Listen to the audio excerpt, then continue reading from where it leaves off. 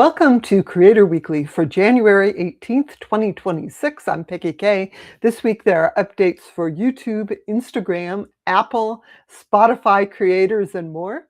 Thank you for joining me. I want to say that it feels like companies are back from their holiday break after a few weeks when there was basically no updates. Now we've got a whole bunch of them. We're back in business. I can't believe it's 2026. Where have the years gone? Okay, so let's get started with update from YouTube. Oh, let's get started with an announcement I want to make. Creator Weekly Live is now a podcast in YouTube Music. Podcasts are available for background play, even if you don't have a YouTube Music Premium or YouTube Premium account. So if you want to just listen, check out the podcast. There is a link in the description.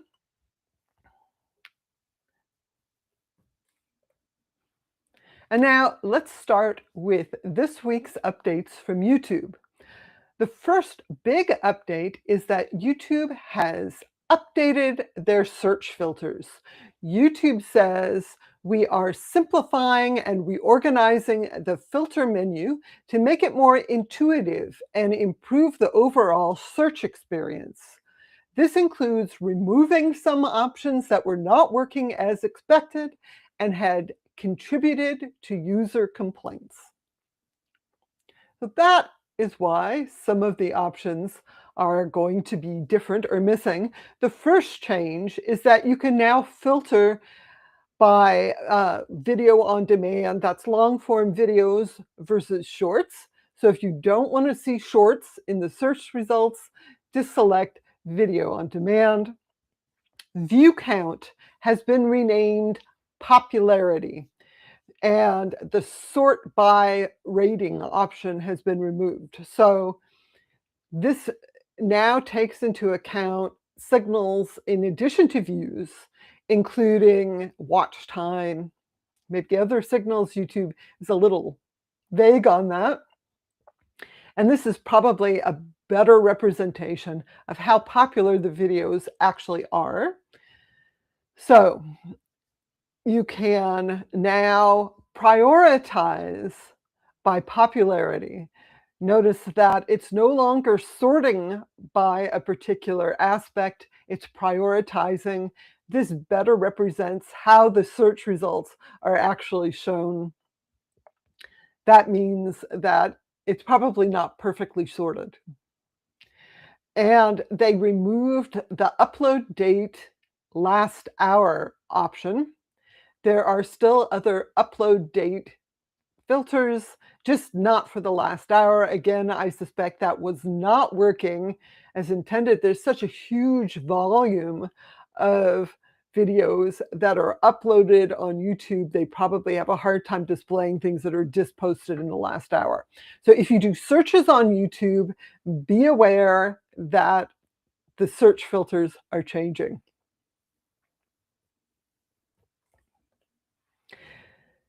Now, if you're monetizing, you have to make sure that your videos comply with the advertiser-friendly guidelines. And YouTube just announced a significant update to those guidelines. They are now allowing monetization of some controversial topics, including abortion, self-harm, suicide, and domestic and sexual abuse, as long as the content is descriptive, non-graphic, and or dramatized. So those kinds of topics can now be monetized. It's not all controversial topics, though. Content about child abuse and eating disorders are still largely ineligible for ad revenue. If you are monetizing your channel, be sure to check out the advertiser-friendly guidelines for examples of what is and is not currently allowed.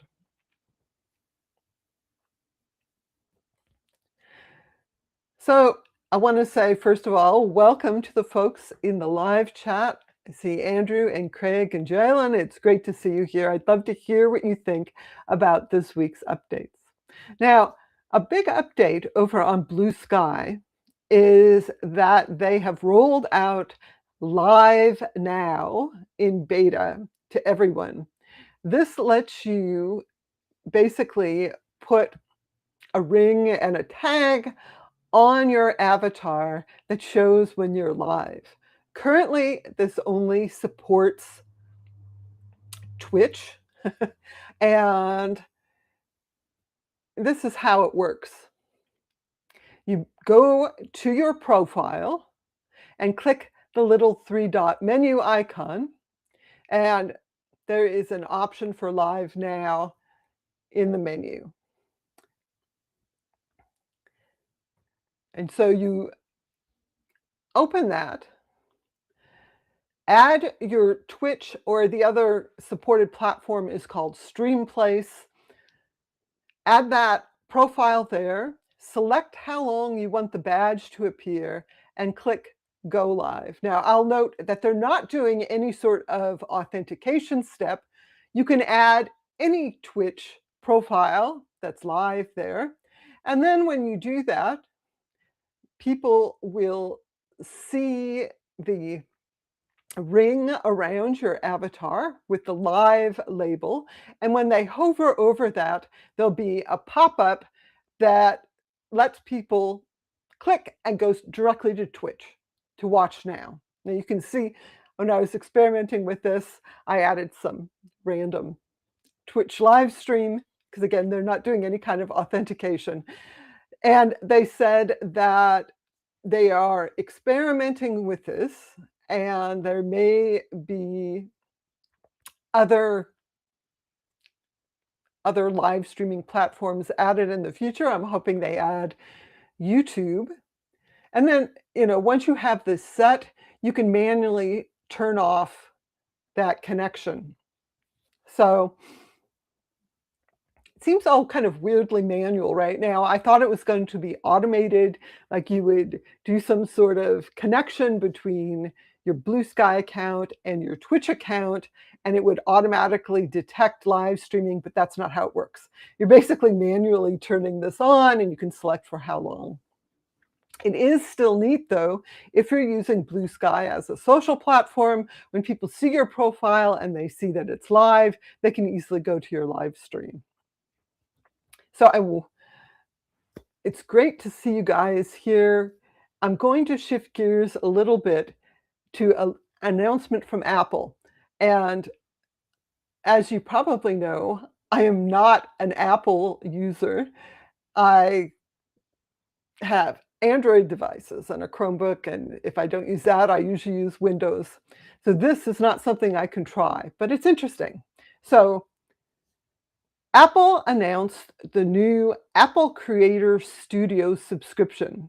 This gives you access to Apple's suite of creative apps for the Mac and the iPad, including Final Cut Pro, that's the video editing, Logic Pro for music editing, and Pixelmator Pro for image editing. It includes some what they call intelligent features, AI features, and there's premium content they're adding for Keynote, Pages, Numbers, and later Freeform.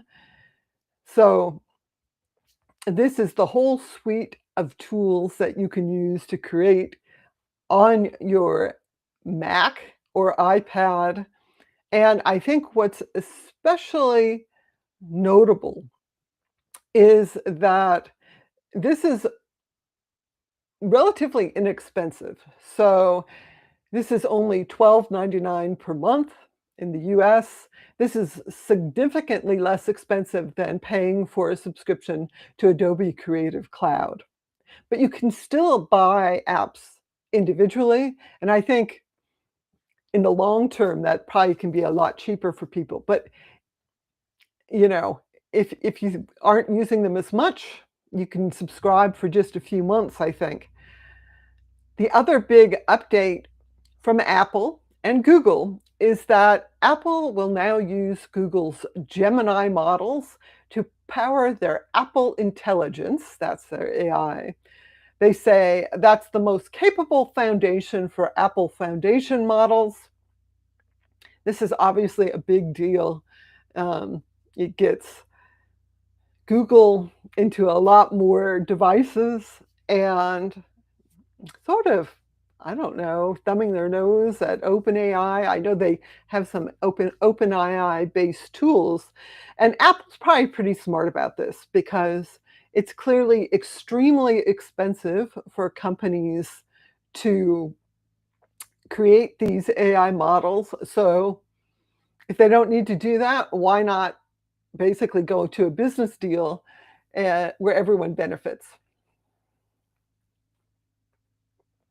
So moving on to more video editing updates, Edits, which is Instagram's free video editing app. It has new updates already.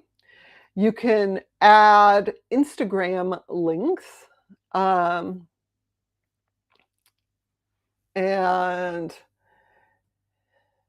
let's see. So you can add new video effects. And then they have this storyboard feature where you can actually, basically you're laying out your video, planning it out. You can now add multiple clips. So you can have a storyboard and say, here's 3 clips that fit the story, and then you can choose. You can add links to Instagram. You don't have to use this to make Instagram videos. You can use edits to create videos for TikTok or YouTube or whatever you want. But if you're using it for Instagram, you can now link to profiles and other reels. And then there's also a new weekly ideas that's based on the reels you've already created. Meta is really pushing edits. They've been updating regularly, almost every 2 weeks or so with new features. They're really pushing this as a CapCut alternative. So you should check it out if you're looking for a mobile video editor, because right now, at least, it's totally free. A note that X has a Creator Studio hub now. You can find this in the left menu, both on desktop and mobile. This has their tools, AI inspiration, analytics, and then information about monetization in a way you can get together with support. I'm not sure how many people are truly X creators who are not, deep in the politics on the site, because you need people to engage with your content to be paid anything. And, there's certainly a vibe there. There's a lot going on with X in the past month or so, last few weeks. Basically, they released a new version of GrokAI that lets you basically edit images, and people were using them to make deep fakes of people, both adults and teens, and apparently some children, turning them into like bikinis and scantily clad. It's a whole scandal. Lots of countries saying they're investigating or they will block the app. And so X has backed down on that, and they have made it so that people, first of all, they made it so that you had to have a subscription to do the image editing. And I think maybe they've even turned off image editing completely, or at least they don't let you edit images of people anymore. It was a whole weird thing where Elon Musk was saying, oh, this is freedom of expression. And people are saying, what the hell, dude? People are like putting bikinis on photos of teenagers. This is like not okay. But Elon Musk is so way out there, dibbling and tripling down. It really takes actual consequences for anything to get changed.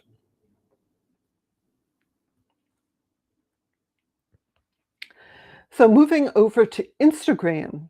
Instagram now lets most users in English see your algorithm for Reels. You can click the little filter icon. You're looking at a reel on the mobile app. Click the filter icon. It has like little hearts on it. You click that and it will show you, look, these are the topics we think you're interested in. You can remove those. You can add new topics. You can also list topics that you don't want to see. And this should improve your algorithm for Reels on Instagram. So, as I mentioned last week, Instagram had to announce that they had not suffered a data breach. People did receive unrequested password reset emails, but that was apparently due to an external party that could request password reset emails for some people. They say this was not a breach of people's information. It's not clear what happened there. And they said you can just ignore those, but of course, this is a good time to secure your account. It's always a good time to secure your account. And then the Spotify Partner Program for video podcasters is expanding eligibility. It now only requires 1,000 engaged audience members over the past 30 days. Previously, it was 2,000, and then a significant drop from 10,000 to 2,000 hours consumed, and you only need 3 episodes published rather than 12. They've also simplified sponsorship inserts and made it so that you can directly publish and monetize your podcast videos from a variety of hosting platforms. That's like Acast or Podigy. These are specifically podcast hosting platforms. So, if you're on Spotify with your video podcast, you should check this out. You do have to build an audience first. Let me check what folks are saying in the chat.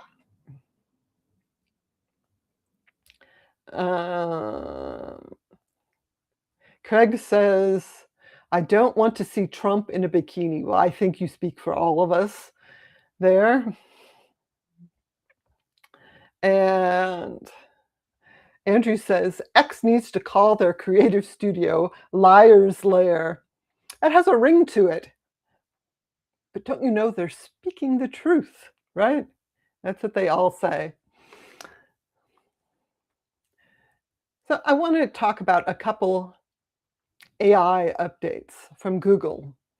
The big update this week is that Google released VO 3.1 ingredients to video. This lets you generate videos from reference images. If you've used the experimental Whisk tool, I think it's based on that. So the idea is that you can have these reference images, and this helps you create clips with consistent characters and settings. So, instead of just having sort of random things, you can add some consistency.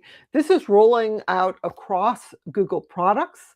This is available in the YouTube Shorts app in English in most countries. This is available in the YouTube Create app, currently only in Android for India, US, Canada, New Zealand, and Australia. This will roll out more broadly, including to iOS, in the coming months. It's available in Google Vids. That is the workspace video editor. For access to this, you need either a Google Workspace account or a Google AI subscription. This was actually released in Google Vids last month, but now it's improved and you have more options. You can make vertical clips and so forth. It's available in the Gemini app, and it's available in Flow. That's Google's AI movie making app. That actually lets you make videos up to 4K resolution. So this is a huge update across Google. The generated clips have an embedded synth ID watermark, so people can see, that this is AI generated. Gemini is able to detect that. It's a hidden watermark, so nobody can remove it. It's kind of woven into the video clip. So if you use Google's generative AI tools for making videos, this is a huge update. And then Google launched Gemini Personal Intelligence. So the big feature of this is that it connects Gemini to your other Google services, including Gmail, Google Photos, YouTube, and Search. And then it can use that information to give you customized responses. You can ask about it. Google says that your personal data, like your photos, is not used for training their AI. Although your prompts and responses to Gemini may be used for training. See, so there's a distinction there, but they're not using your personal data for training Gemini. I think what is notable, though, that if you are trying to search your YouTube history, you may discover that it's doing a bad job. It doesn't seem to be able to detect your history. And that's because it can only see a history on the YouTube channel on your main Google account. If you have your YouTube channel on a brand account, so that's usually where you sign into YouTube and you can switch between the YouTube channels that you own or manage, it will not detect the history of the YouTube channel on the brand account, so you cannot use this tool for that, which bums me out because I'm usually using a brand account channel. So this is available to US users with a Google AI Pro or Ultra subscription. It's off by default. You actually have to enable Gemini access to your personal data. And I think you can choose which data it has access to. So if you have one of those subscriptions and you're in the United States, check that out.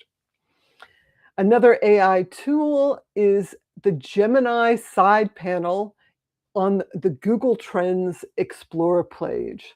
So Google Trends lets you search trends, which is always really interesting. You can now use this Gemini tool to suggest related trends to look at. So you can edit this, of course, but it will suggest related search terms, and then you can see how they compare in search. You can filter this by location, either worldwide or specific countries. You can filter by the time period, and you can filter by the property. So you can say, how is this trending in web search? How is this trending in YouTube search? How was this trending in image search, news search, or Google Shopping? So this seems like a useful way to really explore trends where you can easily have related trends compared, and they may be suggestions that you wouldn't have thought about on your own.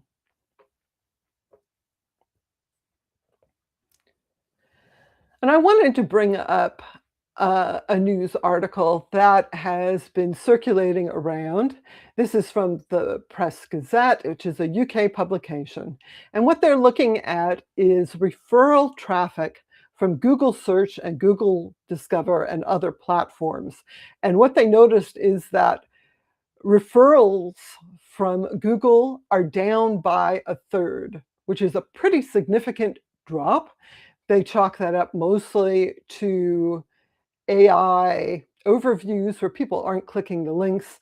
If you look at this graph, you can see there's like a tiny little uptick for referrals from Facebook. And the line at the very bottom is referrals from X. It's almost zero. I wouldn't pay attention to any of those changes. They're probably not significant. And they asked publishers, how are you now focusing your efforts?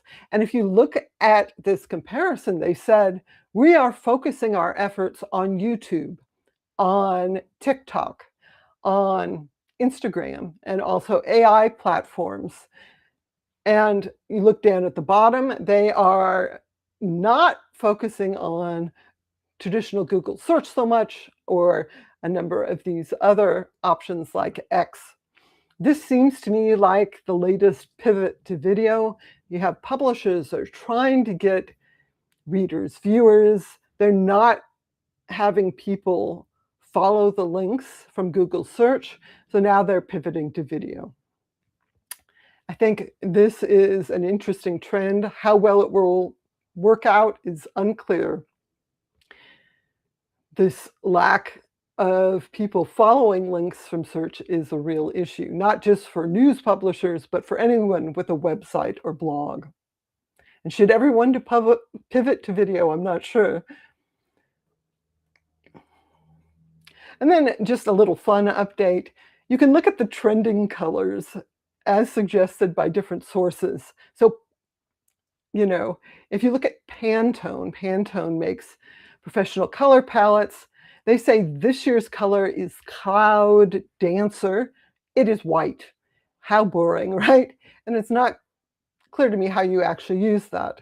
And I think it's interesting to compare that to the colors promoted by Pinterest, which says it's cool blue, jade, plum noir, and wasabi, and persimmon. And predictions from WGSN, this is an industry group. These are actually their predictions for 2027, because if you're making products, you're designing them now. It doesn't help you to know what the 2026 colors are when you're already into 2026. But I noticed that those colors are actually pretty similar to what Pinterest suggested. So I think that those are more likely trends than white, as it says. So look for these colors, this sort of bright orange, this sort of light green color, and kind of these deep sort of chocolate purple colors. Those are the colors you'll probably be seeing this year. So those are all the updates I have this week. It was not too many. I want to thank you all. Oh, I'm just checking the chat. I say, Chef says, try not to let Gemini use your Google Pay or GPay account. Yes, for sure. I think that there's a lot of concern about privacy issues with these AI tools having access to your personal information. ChatGPT announced they have a new thing to monitor your health. Just give them access to your health records, and that seems like a definite no. And ChatGPT also announced that they're going to start adding advertising to their chat. Not a huge surprise there if you actually thought about it in any way. Of course, Sam Altman always said, no, we're not going to have ads. Yes, they're going to have ads. They say they'll be distinctive from the actual chat. You will be able to see that the ads are there and that they won't influence what the chatbot is telling you. But do you trust that? I'm not sure. So this is where we're going into 2026. I think we're going to see more things with ads or that you have to pay for, because the generative AI is very expensive for companies to develop. Someone's got to pay for it, right? So anyway, those are this week's update. Andrew says that Maana Stevenson, WordPress guru, started recommending video to her clients a year ago, and all are making more money since they did. Yeah, I'm not surprised about that, especially if you can qualify for YouTube partner program or develop private memberships based on video. That's probably going to be much more profitable than advertising on your website or even maybe paid newsletters. So that's where we're going. Thank you so much for joining me this week. I really appreciate it. I will see all of you